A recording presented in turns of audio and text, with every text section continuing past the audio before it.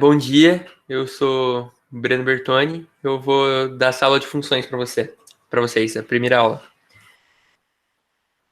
É, então, começa com o que é uma função. Uma definição de função é que ela é uma regra que ela associa dois conjuntos de forma que todo elemento do domínio leva a um único elemento do contradomínio. Só que isso é uma definição, só que é uma coisa muito matemática, né? É um pouco mais difícil de entender. Então eu vou tentar dar uma explicada melhor aqui para vocês. Olha essas imagenzinhas aqui. Pensa que o conjunto aqui é um grupo de números. Esse aqui é o domínio. Esse aqui, e o x. E esse aqui é o contradomínio, que é outro grupinho de números do y. E aí tem uma regrinha aqui, que isso tudo é uma função. E aí a regrinha pega os números do domínio e leva para o contradomínio. E aí tem a regrinha aqui, 2x, 0 vai para 0, 1 vezes 2 vai para 2, 2 vezes 2 vai para 4, e assim vai. E aqui uns exemplinhos de função. Todos seguindo uma regra. Y igual a x, y igual a x quadrado, y igual a zero de x, y igual módulo de x. Não sei se vocês sabem, mas módulo de x é só tipo. Isso aqui sempre vai ser um número positivo. E aí, como é que funciona o módulo de x? Se você tem menos 1, ele vira 1. Se você tem menos 2, vira 2. E se você tem 1, fica só 1. Se você tem 2, fica só 2. Aí aqui tem dois nomes diferentes, né? Essas imagens. Que querem dizer a mesma coisa, só que estão com nomes diferentes. E aí, deixa eu explicar isso. O domínio aqui tá igual. Que o domínio é de onde a função vem. E aí tá tudo bem. Ela vem de um grupo e leva outro grupo. O grupo que vem é domínio. Só que aí, nessa coisa do grupo que ela vai, fica uma coisa meio confusa. Que tipo assim. Como é que eu posso dizer? O contradomínio é um grupo, tipo assim, mais geral de onde a função vai. Tipo assim, se você pega um número e você dobra ele, nesses casos, pode dizer que esse primeiro grupo é um grupo dos números inteiros. E esse segundo grupo, quando você dobra, vai continuar sendo o grupo dos inteiros. Só que tem alguns inteiros que não vão entrar, como por exemplo o 1. Porque não tem um jeito de você multiplicar um número por 2 e chegar em 1, certo? Tipo assim, pensa no zero. O 0 vezes 2 vai dar 0. E o 1 vezes 2 vai dar 2, que já é maior que 1. Então não tem como você chegar no 1. E aí, esses números que você realmente chega, a gente chama de imagem. Que eu acho que dá pra explicar melhor aqui. No gráfico de uma função. Como que você faz o gráfico de uma função? Você pega esse plano cartesiano, que é tipo assim, você pega duas retas, deixar uma perpendicular à outra, e aí você começa a marcar os números nela. 1, 2, 3, 4. E aí você começa a marcar os numerozinhos a partir da regra que você tem. Por exemplo, se eu pegar a função que eu tinha lá em cima, a função do dobro, isso aqui, y igual a 2x. Eu venho aqui no 1 e marco no 2. Opa. Eu venho aqui no 1 e marco no 2. Eu vim aqui no 2 e eu marco no 4. E assim vai. E aí, esses valores que eu marco no y são realmente a imagem da função. Mas a reta inteira aqui é o contradomínio. E essa reta inteira de x é o domínio. Que nem tá escrito aqui. Ah, isso aqui é importante. Ó, o eixo horizontal ele é chamado de eixo das abscissas. E o eixo vertical é chamado de eixo das ordenadas. Isso aqui é só um nome, mas precisa lembrar o do nome. E aí tem um jeitinho. Os ordenados não tem um jeitinho, mas os abscissas eu lembro pensando que é os abscissas. Não sei porquê, mas o professor fez assim, funcionou. E aí é o xixas, que é xixas de x, e aí eu lembro.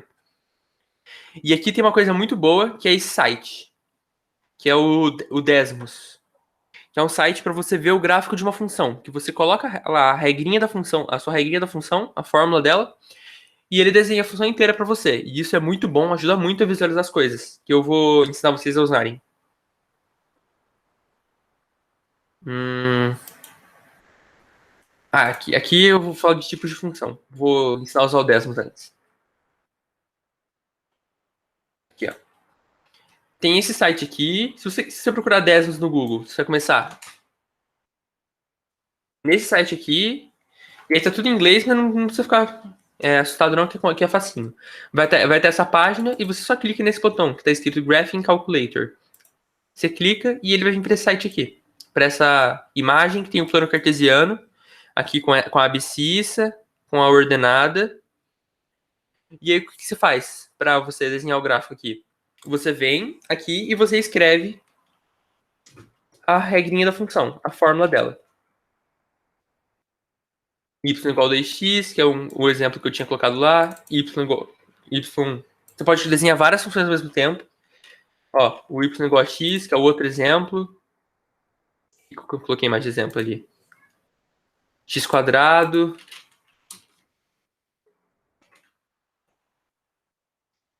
E aí você consegue desenhar todas as funções, ver onde elas ficam iguais, né? Porque, olha só, ele marca onde elas ficam iguais. Consegue ver o desenho delas. Isso aqui é muito útil mesmo. E aqui, o que eu tinha falado para vocês.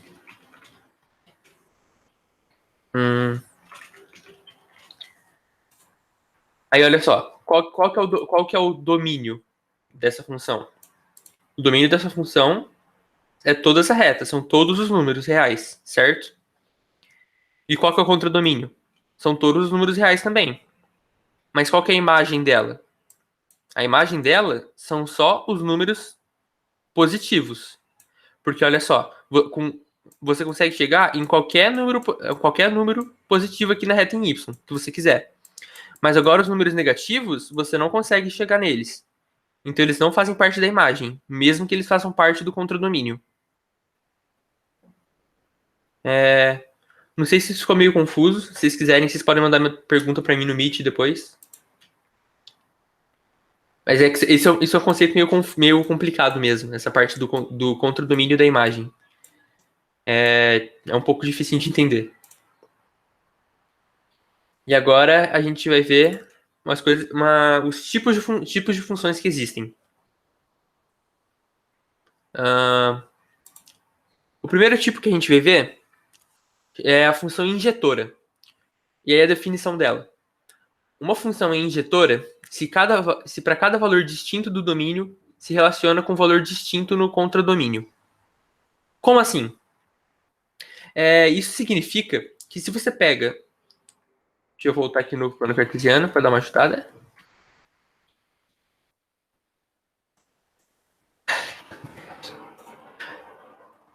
Então,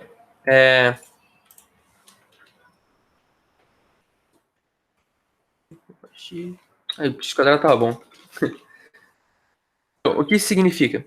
Significa que se eu venho aqui para um valor de x, qual que é? E vejo o valor dele em y, e depois eu pego outro valor em x e vejo o valor dele em y, podia estar para desenhar aqui, né? Infelizmente não dá. Vou printar isso aqui e colocar no Paint.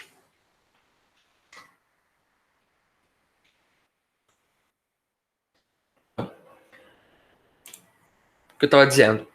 O que significa uma função ser injetiva ou injetora? Os dois nomes estão certos. Significa assim, se eu pego um valor em x aleatório, pode ser qualquer coisa, e eu vejo o valor dele em y, e depois eu pego outro valor em x, não pode ser o mesmo, tem que ser outro, e eu vejo o valor dele em y, os valores nunca vão ser iguais. Sempre vão ser diferentes. Aí, como vocês podem ver, nessa reta aqui, né, no gráfico da função y igual a x, ele é injetor. Injetor, exato. Porque, tipo, não importa qual valor de y eu pegue, de x, perdão, das abscissas, eu sempre vou ter um valor em y, ou nas ordenadas, diferente. Nunca vai ser igual. Isso não é regra para a função y igual a x quadrado, por exemplo. Porque se eu pego esse valor aqui, 1, e eu vejo 1 do outro lado, menos 1, e o 1 são dois valores diferentes, né? Porque menos 1 é diferente de 1. Mas o valor em y é igual. E vai ser 1 também. Então, y igual a x é uma função injetiva. Porque não importa onde o valor x que eu pegue, o valor de y vai ser diferente. Agora, x quadrado não é injetiva. Porque se eu pegar o valor em x e o valor menos x, o valor em y deles vão ser iguais. Entendeu? Peguei x e menos x. X, 2 e menos x, menos 2. E aí quando você coloca quadrado, vai ficar menos com menos, vai ficar mais, né? E aí vai ficar igual ao positivo.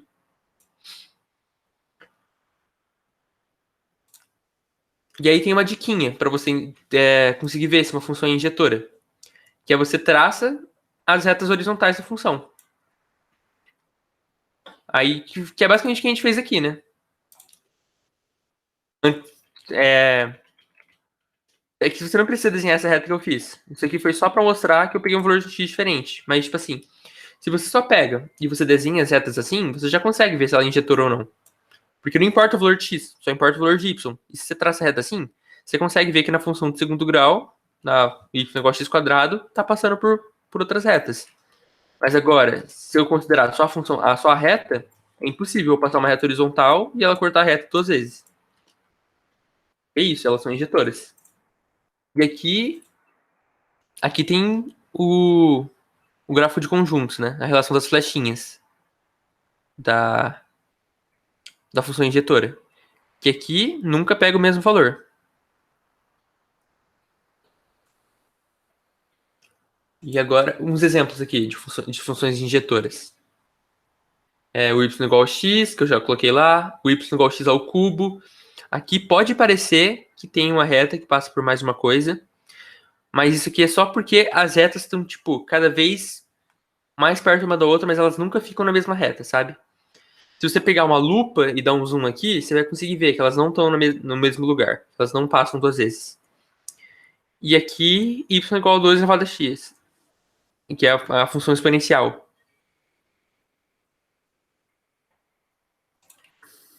Agora a gente vai ver uma função sobrejetora. A definição, que é uma função sobrejetora. Se os valores do domínio se relacionam com todos os valores do contradomínio. E aí, o que isso significa?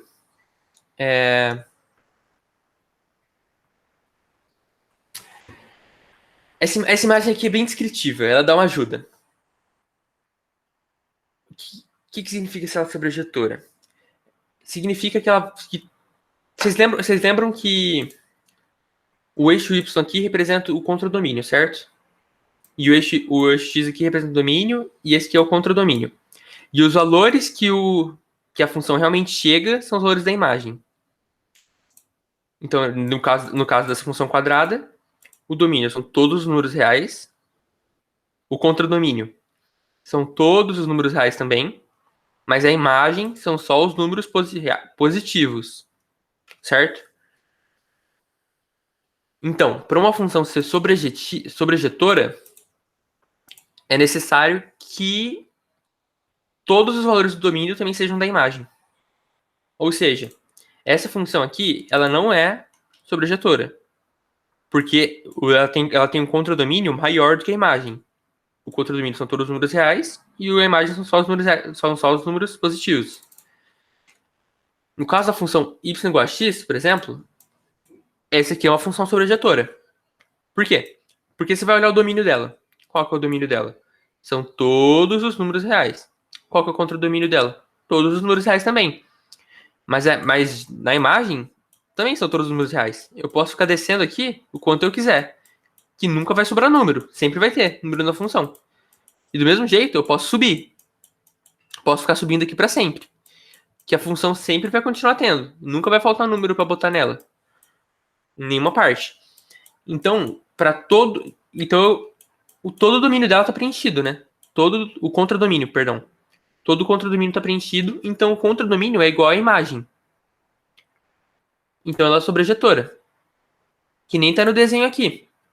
Essa função aqui é sobrejetora, porque você consegue ir para o infinito aqui e ir para o infinito aqui. Então você está pegando toda a reta nos valores da função. E essa função que ele colocou aqui não é sobrejetora, porque ele vem, subiu, aqui ele vai para o infinito negativo, aqui atrás. Ele veio do infinito negativo, subiu e foi para o infinito negativo depois.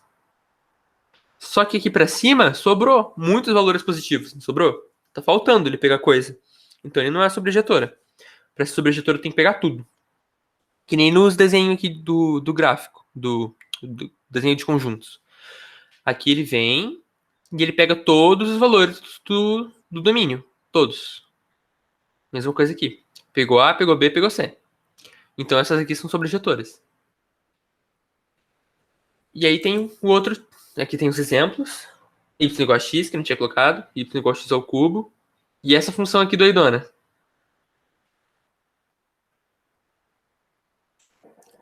E aí tem a função bijetora. Que o que é a função bijetora? Ela é quando ela é injetora e sobrejetora ao mesmo tempo. E é essa a definição, não tenho o que explicar.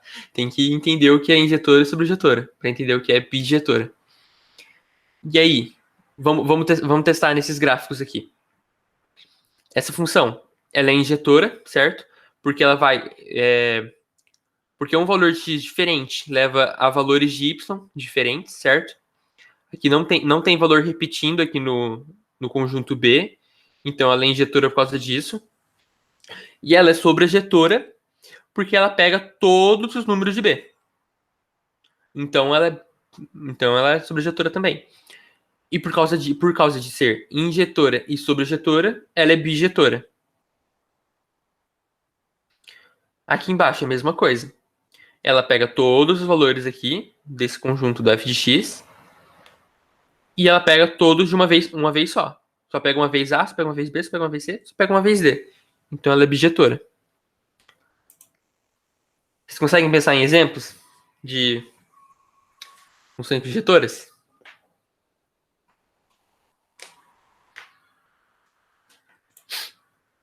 Então, tem o y igual a x, que ele tinha aparecido no exemplo sobre injetora e nos exemplos da injetora. Então, y igual a x. E aí tem o outro, y igual a x ao cubo, que também apareceu nos exemplos da sobrejetora e nos exemplos da injetora. E agora? Putz, tá errado isso daqui. Perdão aí, família, coloquei um exemplo errado. Aliás, posso mostrar, né? Que besteira. Aqui, injetora. Vamos ver por que esse exemplo está errado. Olha só, essa função, ela é sobrejetora. Por quê? Porque eu posso vir subir e tipo assim, quanto mais para trás aqui, mais positiva ela fica, certo? Porque ela tava descendo aqui, então se eu for para trás ela vai subindo. Então olha só, eu vou para trás, ela vai subindo cada vez mais, ficando cada vez maior. Então ela pega todos os números positivos.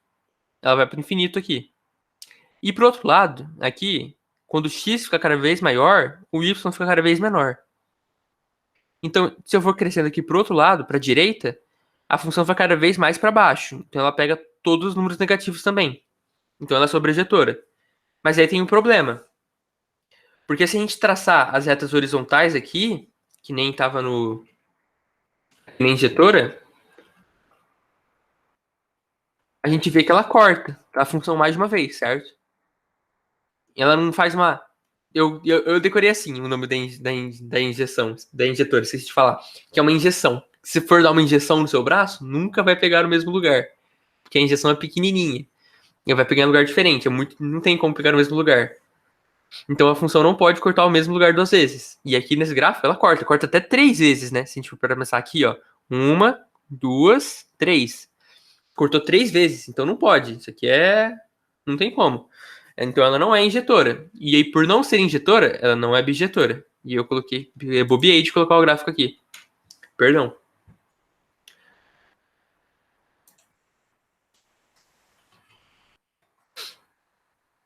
E aí agora a gente vai ver. Isso aqui são tipo tipos de função, só que são tipos de funções mais gerais, né? Agora a gente vai começar vendo as funções mais específicas. A gente vai começar. Tipo assim, a gente estava usando agora características das funções, né? De função. Tipo isso, não é bem uma característica. É um tipo de função, mas é um tipo genérico de função, né? Agora a gente vai começar a estudar funções mais específicas. Estudar a função pela regra dela, pela fórmula. E a gente vai começar pela função afim, que uma função que segue a seguinte fórmula: f de x igual a y. Eu esqueci de falar isso, mas f de x sempre é igual a y. Tipo assim, significam a mesma coisa. Se você chamar de f de x ou chamar de y, você está querendo dizer a mesma coisa. Tipo assim, tem que estar habituado com os dois nomes que eles não têm significado diferente. Eles são iguais. Isso é uma coisa que bastante gente se confunde. Tipo assim, por que chamar de dois nomes diferentes a mesma coisa? Mas é complicado mesmo e tem que aceitar. Tem que saber que é a mesma coisa e é isso. Mas enfim, como é que é a fórmula dessa função? A fórmula é igual a x mais b. Ela é uma reta, como está mostrado aqui, e ela pode ser chamada também de função de primeiro grau. Mas aí, o que são esse a e b? Eles são, tipo, só números, eles literalmente números, que vão mudar o jeito que a função se comporta. E aí vamos pro décimos agora. Vamos deixar aqui, ó, y igual a x mais b.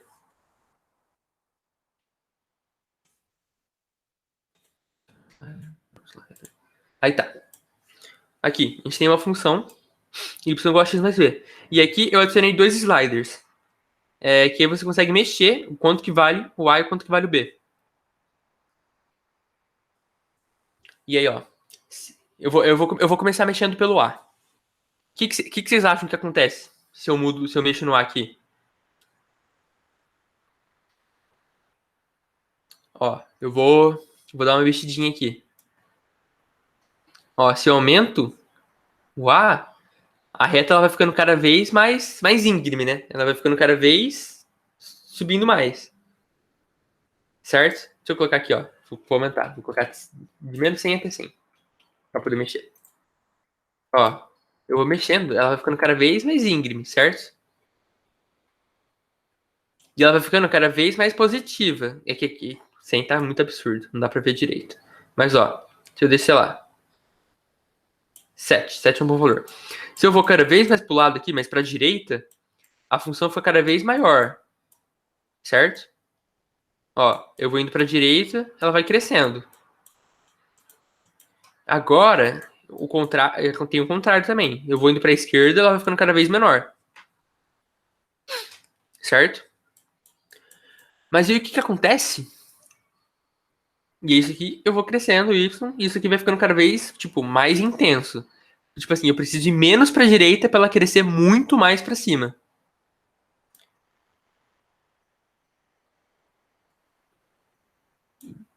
Ó,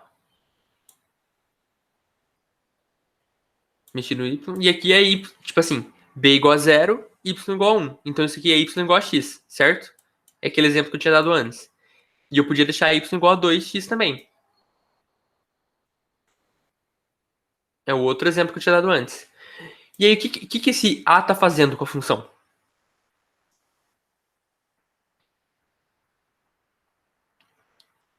Dá para dizer que o a tá, tipo, mexendo na angulação da função? Que quando eu aumento o a, eu aumento o ângulo que essa função tá fazendo com o eixo x?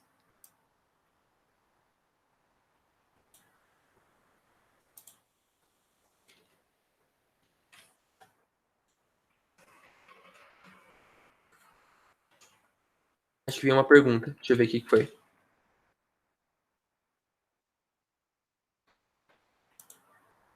Sim, sim. Certo. É...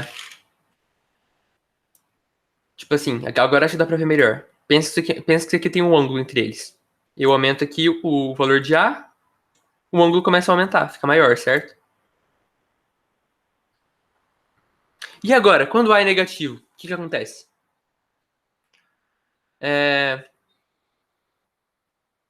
Quando A é negativo, pensa que... Ignora o B agora, por enquanto, e pensa só no A multiplicando o X. Aqui desses dois. Quando o A for negativo e o X estiver aqui atrás, eu vou estar multiplicando um número negativo por um número negativo, certo? Então, eu vou ter um número positivo. E quando eu tiver aqui desse lado do gráfico, eu vou estar multiplicando um x, que é um número positivo, por a, que é um número negativo. E aí vai dar um número negativo. Que é isso que a gente pode acontecer. Que a gente vê que acontece se a gente mudar o a. Tipo, assim, o ângulo, quando você aumenta o a, continua aumentando. O ângulo entre a reta aqui, a função, e o eixo y. Só que em vez do ângulo crescer para cima, que nem estava crescendo aqui, que assim, para cima, o ângulo começa a crescer para baixo. Olha só. Começa aqui, sem nada de ângulo, e aí aparece um ângulozinho aqui. Aí, ó.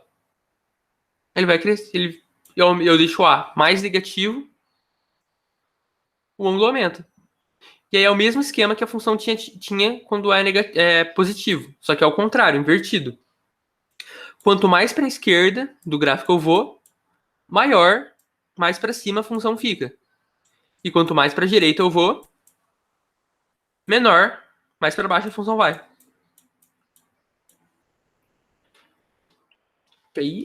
Aí. É isso que estava aqui falando. O A é conhecido como coeficiente angular, porque ele muda a angulação da reta. E quando ele... Esqueci de falar quando ele é zero, importante. Quando ele é zero, o que acontece? Fica plano, né? Fica na horizontal a reta. Fica constante, certo? Aí, como b é igual a zero, a função vai ser sempre igual a zero também. Que eu vou falar do b agora. Vocês sabem que o a é o coeficiente angular, certo? Que eu expliquei agora. E ele vai mexer no ângulo que a função tem ali. E o b? Como que o b é conhecido? O b, ele é conhecido como coeficiente linear. Por que linear? Vou ser sincero que eu não tenho uma resposta muito boa para dar do porquê que o nome é coeficiente linear. Mas o que é importante saber dele? O que é importante saber dele é que ele vai determinar o ponto que a função vai cortar o eixo y. Porque, tipo assim, quando que a função corta o eixo y? Quando x igual a zero, certo? Porque, tipo assim, pensa. Eu chamo de cortar o eixo y quando a função tá passando por ela, certo? Tipo assim, o número 5 aqui não tem nada. O único ponto que tem eixo y é o ponto que x é zero, certo? Que é o ponto que o eixo y tá aqui. Então, para cortar o eixo y, você tem que estar com x igual a zero. E aí você pensa, aqui nessa fórmula, y igual a x mais b. A vezes zero dá zero, né? A pode ser qualquer coisa. A pode ser isso aqui, pode ser isso daqui, pode ser qualquer coisa. Qualquer número vezes zero vai dar zero. E aí o que vai sobrar nessa fórmula? Vai ter y igual a x mais b e vai sobrar só o b. Correto? E aí a função, quando x igual a zero, vai estar determinada só pelo b. E aí eu posso mexer no b e vai acontecer o quê? O valor da função no zero vai ser b. Tipo assim, ó, eu vou aumentando b, a função vai meio que subindo. Tipo assim, eu aumento b, tipo assim, pensa que aqui é onde b é igual a zero. Se eu aumento 1 no b, ele faz isso daqui, a função. Se eu aumento mais 1, sobe. E vai cada vez subindo mais. E se eu diminuo, a função vai descendo. Vai descendo cada vez mais. E ela sempre corta o eixo y no b. Tipo assim, quando b é igual a menos 5, ela corta o eixo y no menos 5. Se o b for igual a 0, ela vai cortar no 0. Se b for igual, sei lá, 5.1, vai cortar no 5.1. E isso fica muito fácil de ver quando você tem a função constante, que é a função que tem o coeficiente angular igual a 0. Porque a função inteira vai ser só igual a b. Porque, tipo assim, isso aqui vai ser 0 vezes x. E como eu falei, como vocês sabem, todo número vezes 0 é 0. Então, isso aqui vai ser 0 vezes alguma coisa, que vai dar 0, mais b. E aí vai ser b a função inteira. Tipo assim, ó, b igual a 3.1. B igual a 3.1 é a função inteira. E vai cortar aqui no 0, no 3.1. Isso aqui para qualquer valor de b. Não importa o que você coloque.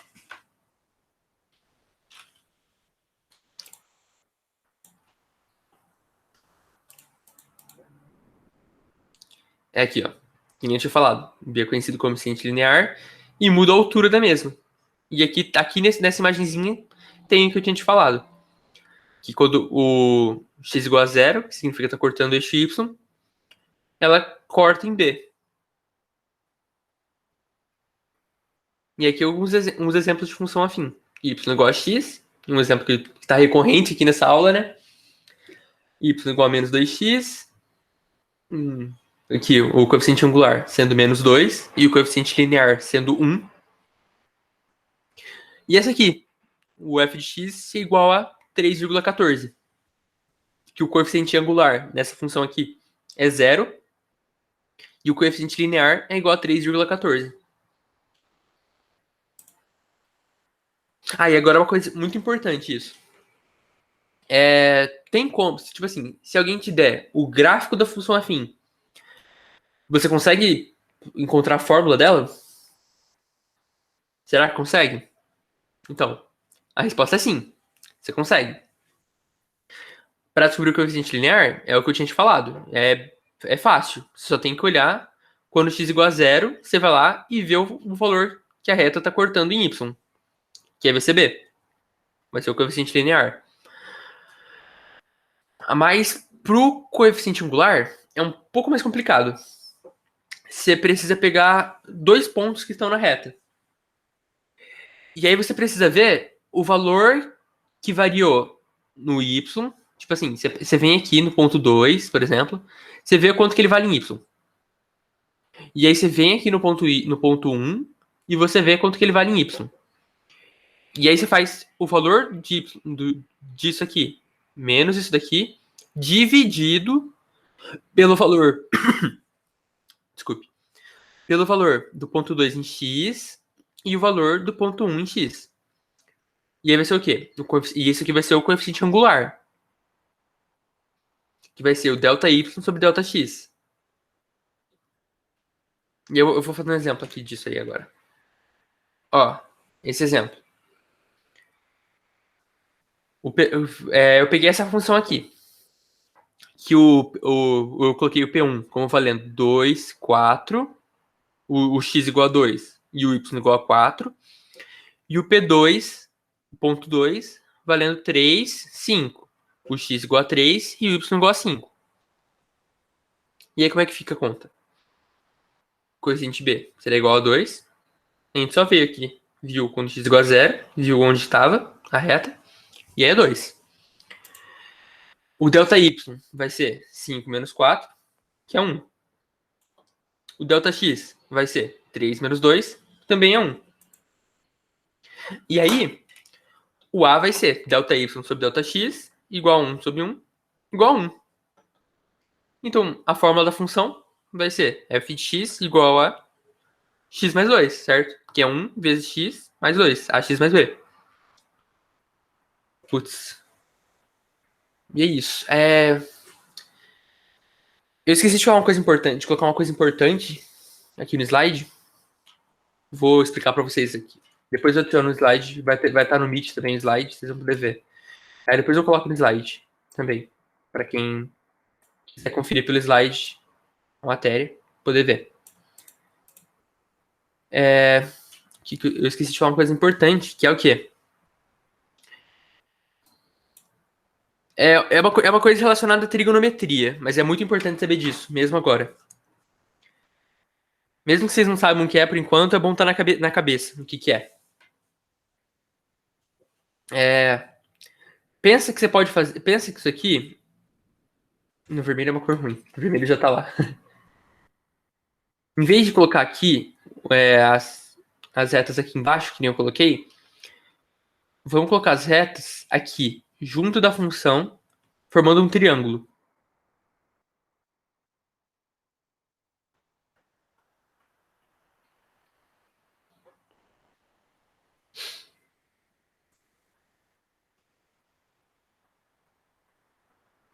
Não gostei dessa cor. Não tô enxergando direito. Aqui, um triângulo. É tranquilo ver que esse lado aqui de cima é igual a esse lado aqui de baixo, certo? Que esse lado aqui do lado é igual a esse lado aqui do lado. E aí, como a gente viu,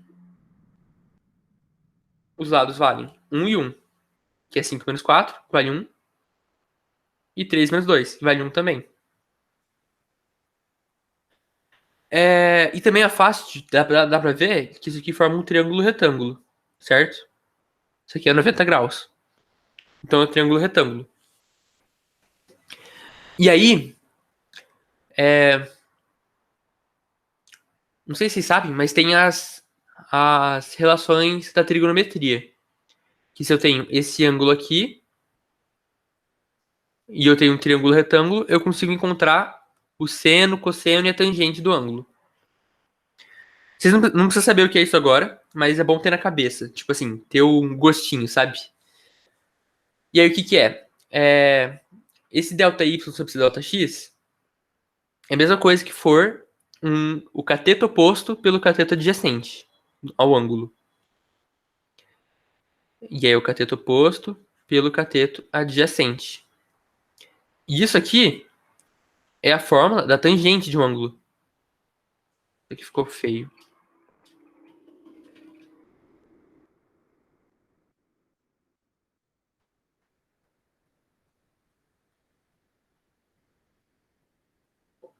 É a fórmula da tangente de um ângulo. E isso aqui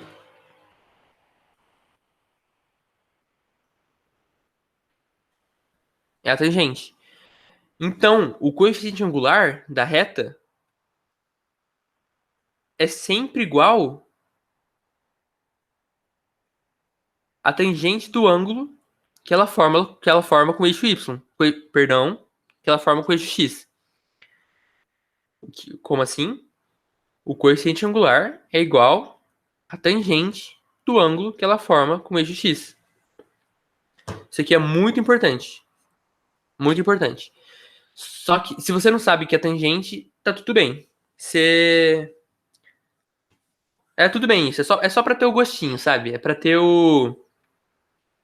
Pra ficar na cabeça. Não precisa saber o que é isso exatamente agora. Mas é bom ter essa ideia.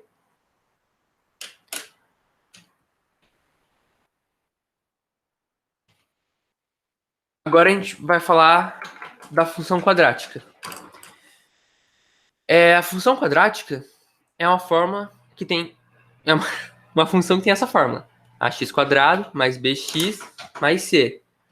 E o a tem que ser diferente de zero. E por que o a tem que ser diferente de zero? Porque senão, pensa assim, pega na sua tela e você tapa o x quadrado. Porque vai ser zero, então não importa como multiplica, vai ser zero também. A função vai ficar só bx mais c, certo? E bx mais c, como b e c são só números, vai ficar igual a função afim, certo?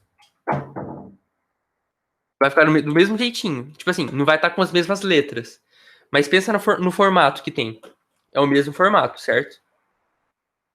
Então por isso que não pode. O a tem que ser diferente de zero para ser uma função quadrática, porque senão vai virar uma função afim. Aí o gráfico da função quadrática, como é que é? Ele é essa coisinha aqui. A gente chama isso aí de parábola. É uma forma simétrica. Tipo assim, se você sempre consegue encontrar a metade dela e ela vai ser igual dos dois lados. A parábola é um formato legal. E as funções quadráticas são conhecidas também como função de segundo grau. E por que segundo grau? Porque tem o x elevado a 2. Na função afim, era a função de primeiro grau, porque tinha o x elevado a 1. Entenderam?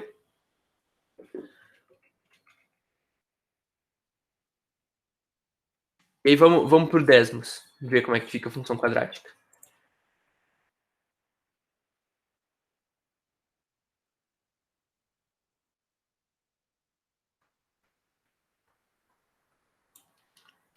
Ó, putz, tá. Ó, vamos começar só com A, mexendo só em A.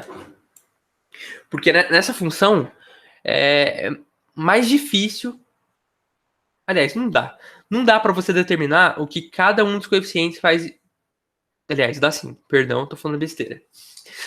É, é que é diferente. Como tem mais coeficientes, é mais complicado você conseguir entender como a função inteira funciona quando você mexe em um deles só.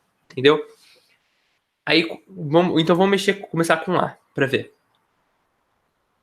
Ó, se A for igual a zero, fica errado, né? Vira uma função afim, que nem eu tinha falado. Então A tem que ser diferente de zero. E aí vamos aumentar A pra ver como é que fica. Ó, A igual a 0,1. Já virou uma parábola. Certo? Aqui, a gente consegue traçar o eixo de simetria, a metade dela, aqui no eixo Y. E aí, se for olhar, esse lado é igual a esse lado. E aí, se eu for aumentando o Y, o que acontece? O que acontece é que a função fica cada vez. Ela cresce mais rápido. Como assim? Se ela cresce mais rápido, eu preciso ir menos para a direita, ou para a esquerda, né, no caso, porque ela também cresce para a esquerda. Mas eu preciso ir menos para a esquerda para subir mais, se ela cresce mais rápido. Por exemplo, aqui no 0,1. Se eu for andando até o 20 aqui, quando eu paro no 40, quando A igual a 0,1. Mas e se eu aumentar? Se eu colocar A igual a 0,2? Se eu vim pro 20, pro mesmo 20 que eu tinha ido antes, eu não vou chegar no 40, eu vou chegar no 80. É o dobro, certo? Eu cresci bem mais rápido. E isso sempre acontece. Eu vou aumentando A, olha só, a função vai crescendo cada vez mais. Eu ando menos para a direita e subo mais.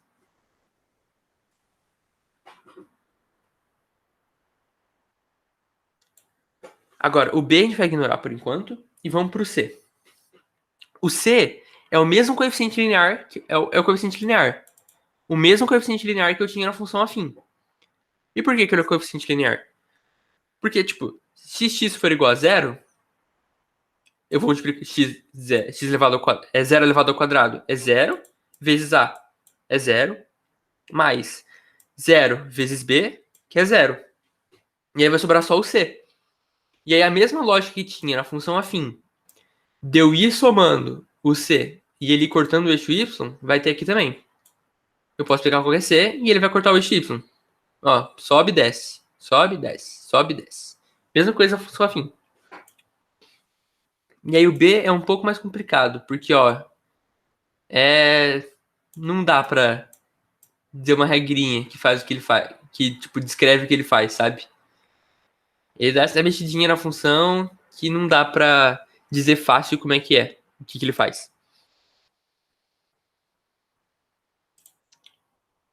E aí agora vamos pensar no A negativo. Ó,